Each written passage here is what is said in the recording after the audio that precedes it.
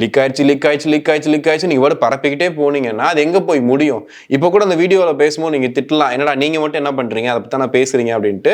இப்போ வரைக்கும் அவங்களுடைய பேரோ அவங்களோட ஐடென்டிட்டி எதுவுமே எங்களுக்கு தேவை கிடையாது. எங்களுக்கு தேவை என்னன்னா இதுக்காக வர்றாங்க இல்லையா, அந்த ஒரு சினிமா நடிக்கணும், நடிகை ஆகணும்னு ஆசைப்பட்டு, சீரியல் நடிக்கணும்னு ஆசைப்பட்டு வர்றாங்கல்ல, அவங்களுக்கு ஒரு அவேர்னஸாக இது இருக்கணும். ஏன்னா இங்கே இருக்கக்கூடிய இண்டஸ்ட்ரியில் இப்படியும் ஆளுங்க இருக்காங்க. ஏன்னா நல்லபடியாக அவங்கள வந்துட்டு ஆடிஷன் வச்சு கரெக்டாக கூட்டு போகிறவங்கலாம் இருக்காங்க, இந்த மாதிரி இருக்காங்க. ஆனால் சமீபத்தில் நீங்கள் பார்த்தீங்கன்னா பெரிய பெரிய அந்த ப்ரொடக்ஷன் கம்பெனிலாம் ஒரு போஸ்ட் ஒன்று போடுறாங்க, இது வந்து நாங்கள் கிடையாது, இங்கே போய் ஏமாறாதீங்க, அங்கே போனீங்கன்னா தப்பு நடக்குதுன்னு சொல்கிறாங்க இல்லையா.